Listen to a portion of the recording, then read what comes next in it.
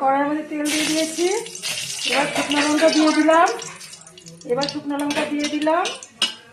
তারপরে দিয়ে দিব তেজপাতা। দিয়ে দিলাম।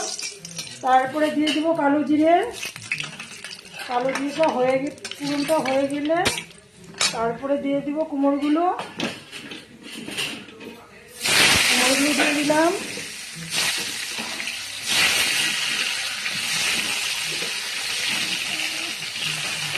কুমড়োগুলো দিয়ে দিলাম। এবার একটু নুন হলুদ দিয়ে দিব।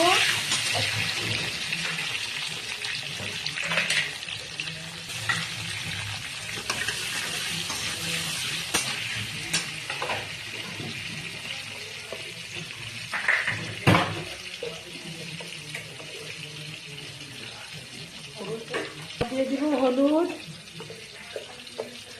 এবার দিয়ে দিলাম হলুদ। এবার নেড়ে চেড়ে এটাকে একটু ঢেকে দেব। ঢাকনাটা দিয়ে দিলাম। এটাকে ঢেকে দিয়েছি।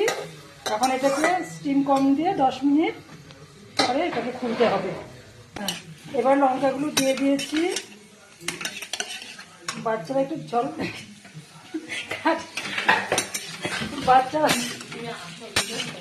বাচ্চারা তো ঝাল কম খায়, এই জন্য লঙ্কাগুলো পরে দিয়ে দিলাম। এবার আবার একটু ঢেকে দেবো। না, এবার একটু চিনি দিয়ে দেবো। হলুদ তো কম হয়েছে। মিষ্টি কমনে একটু চিনি না দিলে ভালো লাগে না, ওই মিষ্টিটা আসবে না, টেস্ট হবে না।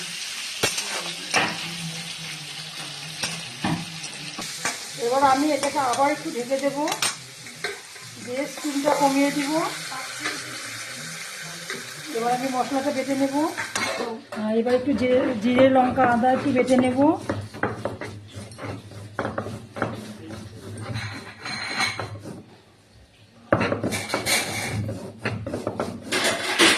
বেটে বাটা হয়ে গেলে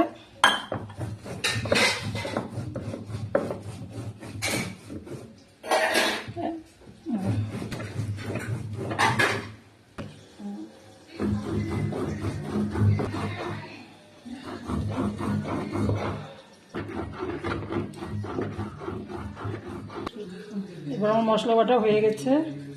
এখন আমি এটাকে তুলে নিয়ে দিয়ে দিব।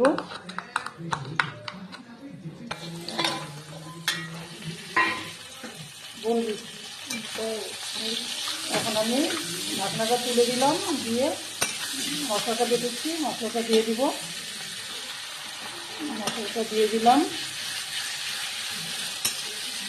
দিয়ে একটু নুন দিয়ে দিব। নুন দিয়ে দিলাম। এবার হলুদ দিয়ে এটাকে নেড়ে চেড়ে একটু কষাতে দিব। কষাতে দিয়ে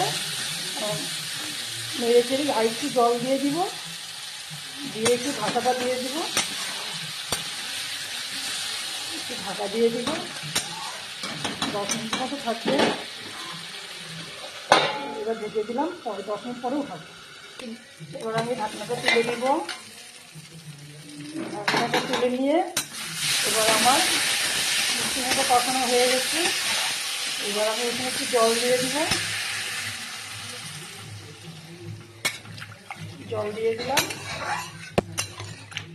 এবার এটাকে ফুটতে দিব 10 মিনিটের মতো। এটা ফুটে গেলে হয়ে যাবে। এবার আমার ঝোলটা হয়ে গেছে, ফুটে গেছে। এবার আমার ঝোলটা হয়ে গেছে। এবার আমি এটাকে নামিয়ে নেব।